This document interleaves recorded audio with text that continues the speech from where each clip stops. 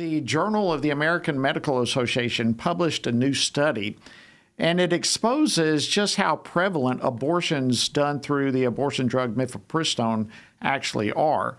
But even beyond that, perhaps the most major finding, over 84% of abortion drugs were sent to states that already have strong pro-life laws in place.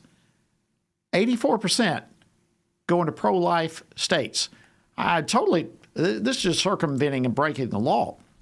So how can the Trump administration stop this lawlessness coming from pro-abortion blue states? Well, here now to unpack this study and more is Dr. Michael New. He's the assistant professor of practice at the Bush School of Business at the Catholic University of America and senior associate scholar at the Charlotte Lozier Institute. Dr. New, welcome back to Washington Watch. Great to have you as always. Thanks for having me. Much appreciated. Okay, so give us a quick summary of how the study was conducted and some of the major findings that were in it.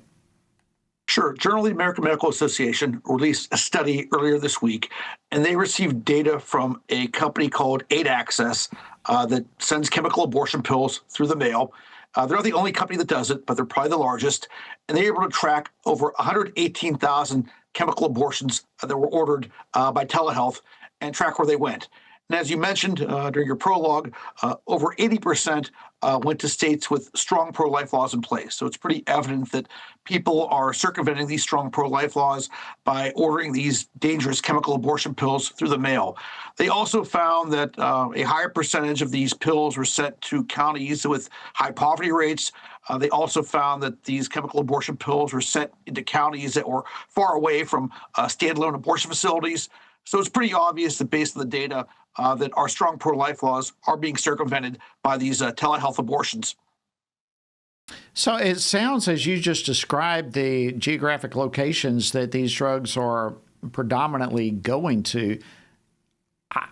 As I'm listening to you, I can't help but think this is a strategic plan, it sounds like. Is that too far stretched? Oh, it's certainly strategic. I mean, supporters of legal abortion are always trying to weaken and undermine the good pro-life laws that we've passed. They have seen these telehealth abortions as a way to circumvent pro-life laws, that women do an online appointment with some kind of medical professional, and that medical professional, again, without an in-person medical exam, simply prescribes the abortion pill and it's sent to these women through the mail. So the other side's always trying to find ways to circumvent weakened pro-life laws. This is just their latest strategy. Well, since the Supreme Court's Dobbs decision, I think we've seen some really strong pro-life laws since that time. And of course, we celebrate that, and that's good. But when you have these abortion drugs being sent to these pro-life states, it's really reducing, isn't it, fair to say, the number of babies that potentially could be born? No, absolutely. I mean, the laws we passed are doing good. We do have research looking at birth data and birth data trends. There's 3 studies alone that show the Texas Heartbeat Act is saving 1,000 babies every month. And there's studies looking at other state pro-life laws that have found that our laws are saving thousands of lives. So the laws are doing good. And it's good that the pro-life states have gone ahead and passed these strong pro-life laws. But again, unfortunately, laws aren't perfect. They're not magical. The other side is very savvy. They're very corrupt. They're really kind of pushing these, online telehealth abortions to make abortion available in pro-life states. So this is something that pro-lifers need to push back on, and the Trump administration needs to push back on as well. Yeah, well, that's a good point. So how would you suggest they do that? What would you recommend as far as what kind of options? How can the Trump administration try to step in the way here and try to prevent some of this interstate mailing of the abortion drug into pro-life states?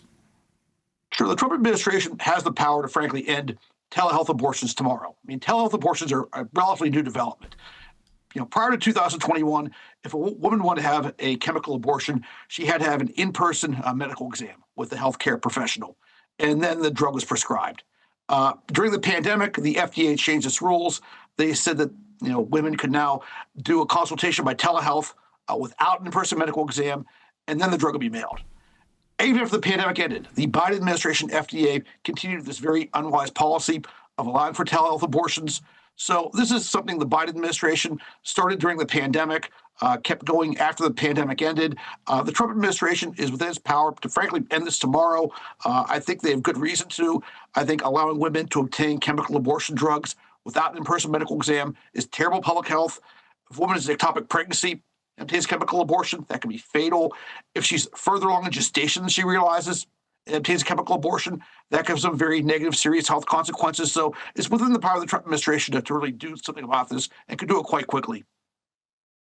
So as you look at this study, and I agree, I mean, the Trump administration has been pretty clear, as have a number of others, even representatives, Congress, that this whole issue belongs to the state. But what we are seeing unfold now, there is a role for the federal government to step into this. What you're describing out of this report really demands some federal action because you have some potentially federal laws being violated. Is that correct?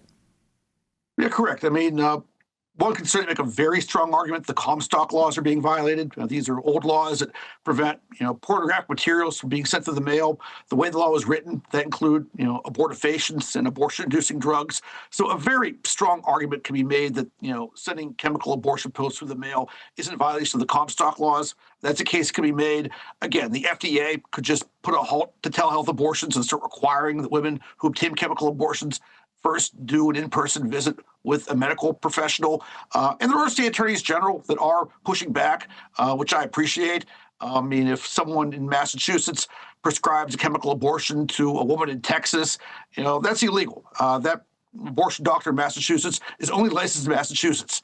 But sometimes enforcing these laws in other states is not always easy. There are shield laws that pro-abortion states have passed that make it hard to prosecute these abortion doctors, but there are tools at our disposal. Pro-lifers really do need to make this a priority.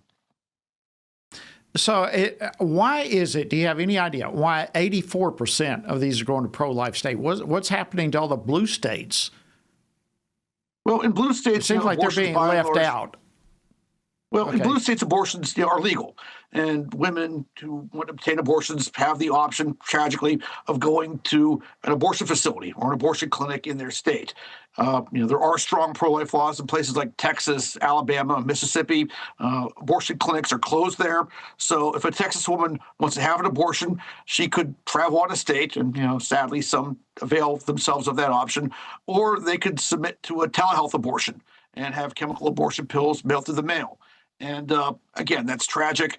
Again, I think doing these chemical abortions without an in-person medical exam is, again, fatal to unborn children, but terrible public health. And again, it's within the power of the Trump administration to bring a stop to this. Thank you, Dr. Michael New, for your insights. Fascinating information, and we appreciate you unpacking that for us.